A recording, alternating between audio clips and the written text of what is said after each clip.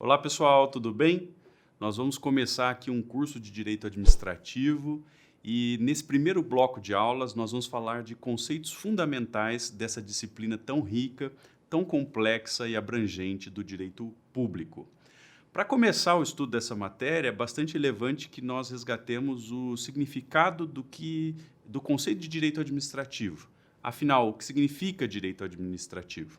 Essa pergunta parece banal, mas muitas vezes, na prática, até mesmo administradores públicos ignoram essa definição e isso acaba gerando uma série de mal-entendidos no emprego dos institutos e dos instrumentos dessa disciplina. Então, decidi aqui, nessa abertura do módulo de conceitos fundamentais, tratar do que é o direito administrativo, tá bom? Vejam, existe na doutrina uma série de critérios diferentes para definir o direito administrativo. Eu não vou falar aqui de direito francês, de direito alemão, de direito norte-americano. Vou bem sumarizar esses vários critérios em dois grandes blocos. Nós podemos falar de critérios subjetivos, ou seja, critérios que levam em conta as pessoas que trabalham com essa disciplina jurídica. E também podemos falar de critérios materiais ou critérios objetivos que levam em conta algumas outras atividades ou algumas relações jurídicas nessa disciplina, tá certo? Então deixa eu explicar isso aqui um pouco melhor. Pelo critério subjetivo que alguns autores defendem, o direito administrativo seria o direito do poder executivo. Esse critério subjetivo ele é bastante falho porque a administração pública, e nós veremos isso daqui a pouco, não se esgota no poder executivo. Dentro do legislativo também existe administração pública, dentro do judiciário também existe administração pública e, por consequência, muitas leis de direito administrativo e instrumentos de direito administrativo também serão utilizados no âmbito do judiciário e no âmbito do legislativo.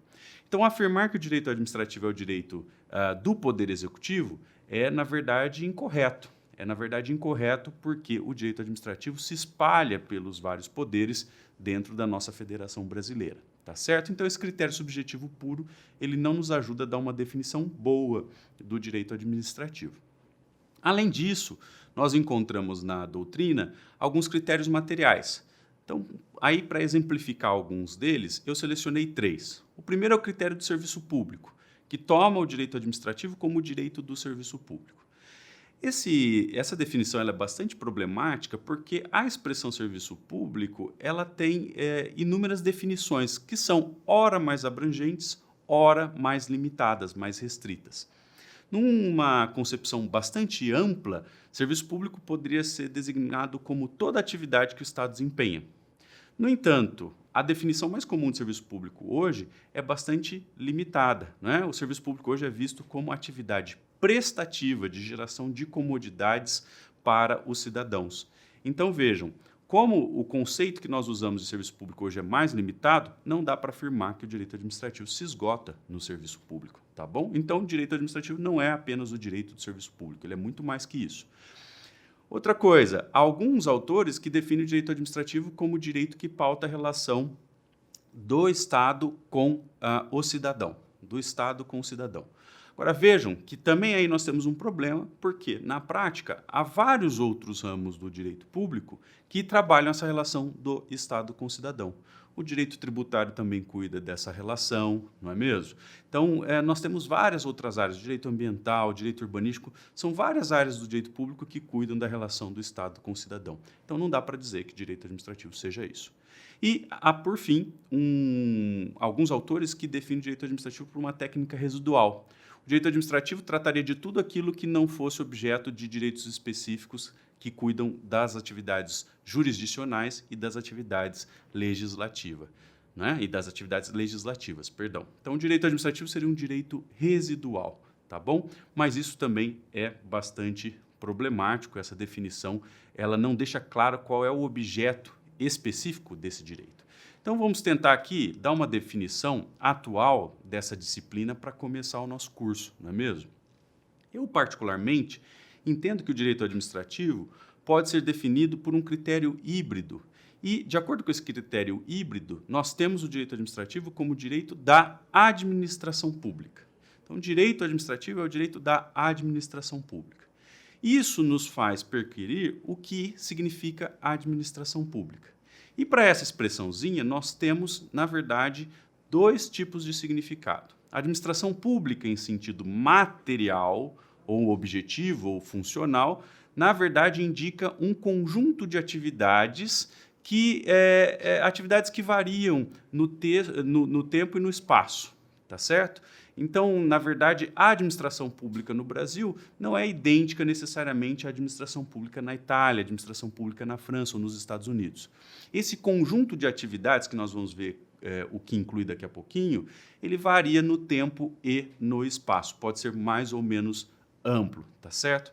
Quando nós falamos de administração pública em sentido material ou funcional, a administração pública como atividade, no Brasil nós costumamos utilizar essa expressão com as iniciais minúsculas, tá bom?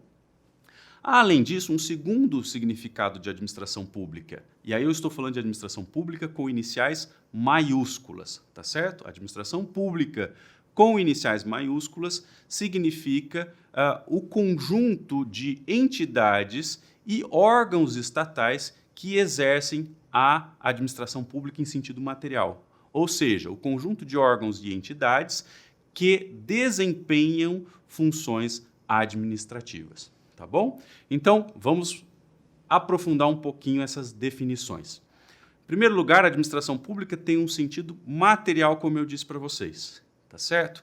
A administração pública é um conjunto de atividades, e essas atividades podem ser atividades prestativas, que geram comodidades aos cidadãos, ou atividades restritivas, que limitam os direitos e as liberdades dos cidadãos. Tá bom?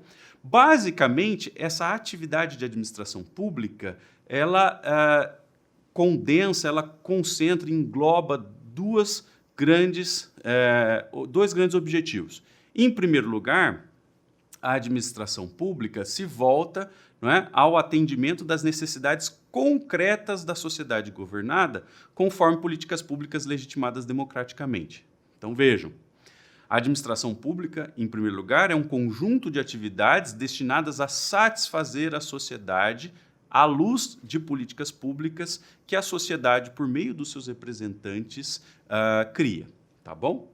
E, em segundo lugar, a administração pública, no sentido material, indica um grande, não é, grupo de atividades de gerenciamento das entidades, órgãos, pessoas e bens que estruturam a máquina estatal. Então, para sintetizar e frisar bem isso, a administração pública em sentido material significa executar atividades que atendam às necessidades da sociedade, de acordo com as políticas públicas desenvolvidas lá no Legislativo, tá bom? E, em segundo lugar, a administração pública significa gerenciar a máquina pública, gerenciar pessoas, gerenciar bens, gerenciar os órgãos e as entidades que formam o Estado. Tá ótimo? Em sentido orgânico, para nós concluirmos, né, lá a administração pública com as iniciais maiúsculas, nós temos aí um sentido bastante diferente. Porque, vejam, no sentido orgânico, a administração pública engloba os entes, os órgãos e as autoridades que desempenham essas funções administrativas. Ou seja, os entes, pessoas jurídicas, os órgãos, que são entes despersonalizados, e as autoridades, pessoas físicas, não é?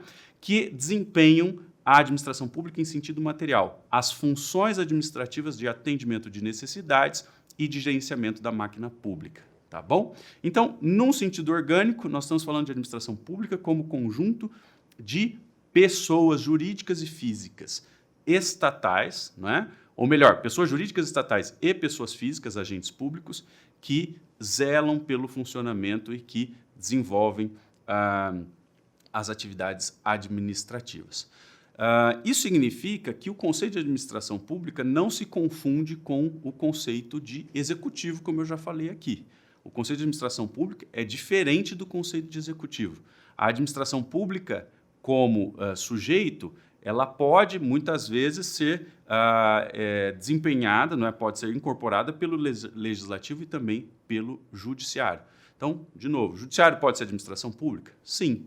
Vejam lá o caso de organização de licitações no judiciário, não é? O judiciário também tem que comprar cadeiras, tem que comprar papel, tem que comprar lápis, tem que comprar computador, e quando faz isso está agindo como administração pública. Tá bom? Vejam no Legislativo. O Legislativo também, né, abre lá processos disciplinares para gerenciar seus servidores e assim por diante. Em todas essas situações, o Legislativo também é a administração pública e se sujeita aos preceitos de direito administrativo.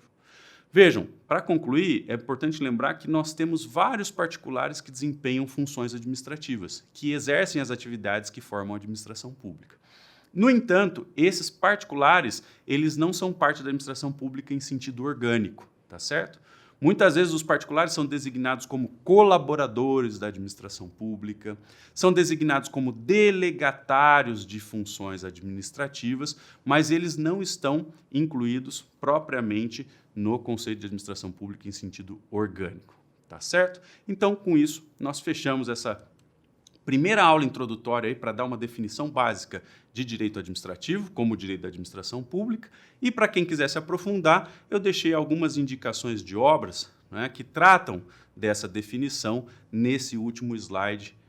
E eu gostaria aqui de até frisar o papel importante dessa última obra indicada, que é uma tese do professor Fernando Menezes de Almeida, em que se faz uma análise da formação do direito administrativo no Brasil. E ali o professor Fernando fala bastante dessa visão brasileira do que seria o direito administrativo, tá certo?